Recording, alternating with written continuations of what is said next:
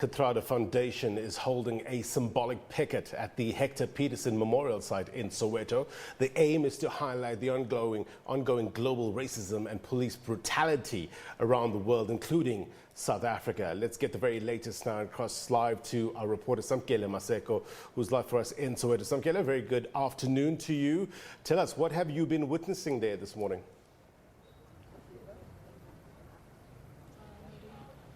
Yes, plain indeed. The Ahmed Kathrada Foundation has been having a picket here this morning and observing social distancing against racism that has once again spewed itself in the United States of America. When then the police brutality that we've seen here in South Africa with the death of Collins Khoza in Alexandra. So the Ahmed Kathrada Foundation is raising their awareness here at the Hector Peterson Memorial. It remember the role that the Hector Peterson and his generation played in 1976 in the student uprisings here in South Africa and in particularly in Soweto. I'm going to bring in Mr. Bolton from the Ahmed Kathrada Foundation to speak on the significance of their protest here this morning. Mr. Bolton, the significance of your protest here this morning, what does it signify? We gathered here because in 76 this is where more than 600 young people took a stand, who died because they took a stand against racism through the form of apartheid Bantu education. But these young people ushered in the way, paved the way for democracy in this country. And they took a stand at a time when people thought that it was not possible to do so. And we thought it's important to reflect this history today at a point in time when the world has taken a stand against racism, against police brutality, primarily in the US, but we've seen solidarity across the world. So this is a small expression of that solidarity, but drawing on our historical links to indicate that when we work in a way that is collective, in a way that brings out people in their millions, we can effect change. How do we keep in solidarity with the United States of America, with the African Americans in the United States, when we here in South Africa, Indian community, colored community, black community, still faces the wrath of racism? Is this just not one struggle with the African Americans in the United States? Well, it's a struggle of oppressed people across the world, and particularly oppressed people who are not white. So today the focus is on people in the States, but in the past few months it has been with people in India who have been facing a similar kind of oppression. And we've been hearing stories of issues like this in Brazil and across Europe today, where people who are not white have had to face the wrath of COVID-19 type discrimination that is emanating in places like this. So this is a global struggle. It is one that requires a global response. And this is something that Kathrada had hinted at when he addressed the United Nations in 2013 or 14, in which he had called for an equivalent of green peace across the world to begin to ensure that racism is responded to in a coordinated way. And the reason why this is important, right-wing racism has today moved into the halls of power. We've seen that in the US, you see it in the UK, and therefore those who oppose racism now have a responsibility to organize globally and to begin to tackle this phenomenon and recognize it as a global phenomenon, not just one that affects a particular country today.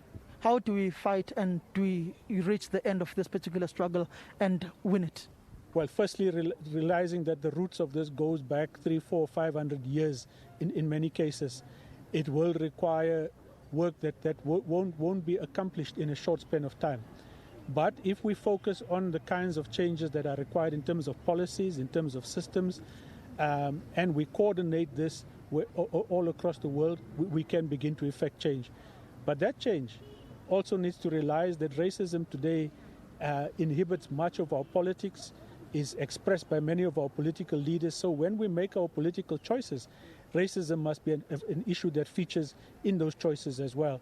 And fundamentally, I think we need to champion the cause of a just and humane society that treats people equally across the world. And if we have those common platforms, I think the necessary actions will follow from that. Thank you very much, Mr. Bolton. I'm just going to try and bring in this young lady this side who's going to introduce herself and will observe social distancing. Please just introduce yourself and the main reason that you are here today. Sure. My name is Kristen Abrahams. I am a staff member at the Ahmed Kathrada Foundation. I work in the Strengthening Democracy Department. The main reason I'm here today is because I feel strongly about the voices of people being heard against racism. I love the traction that the recent social media postings have brought on.